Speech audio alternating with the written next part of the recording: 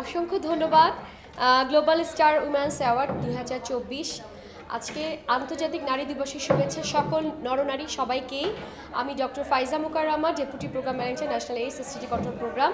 আসলে নারী আমরা আসলে সবই পারি, আর আমাদের ক্ষমতায়ন এবং আমাদের সমান অধিকার এবং নারীরা যেন কোনো ক্ষেত্রে বৈষম্য শিকার না হয়, সেটা চাকরির ক্ষেত্রে হোক এবং সেটা ঘরে হোক, সকল নারীদের জন্য আন্তরিকভাবে শুভেচ্ছা এবং অভিনন্দন। ধন্যবাদ।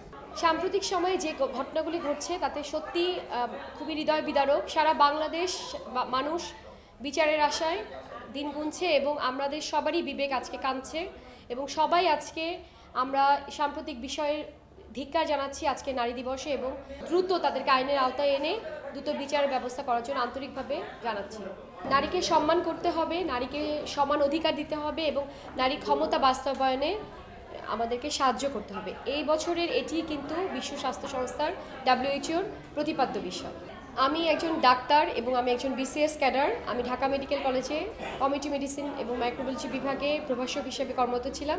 এখন আমি 6ষ্ঠ গ্রেডের অফিসার হিসেবে জাতীয় এইডস এসটিডি কন্ট্রোল প্রোগ্রামে স্বাস্থ্য অধিদপ্তরে কর্মরত আছি। আমি মনে করি প্রত্যেকটা মেয়েকে নিজের পায়ে দাঁড়ানো উচিত এবং নিজে পড়াশোনা করে নিজের ক্যারিয়ার বিল্ড আপ করা উচিত এবং একটা ছেলে পারলে একটা মেয়ে তার সমান অধিকার বাস্তবায়নে সক্ষম হবে এবং তার নিজস্ব যে চাওয়া পাওয়া এবং নিজস্ব যে ক্যারিয়ার সেটেলের যে ব্যাপারগুলো থাকে তার সে নিজে আগিয়ে যাবে একজন পুরুষের সমকক্ষ হিসাবেই। এবং পুরুষ আমাদের আসলে বন্ধুর মতোই এবং পুরুষ আমাদেরকে সাহায্য করবে, একজন নারীকে সাহায্য করবে।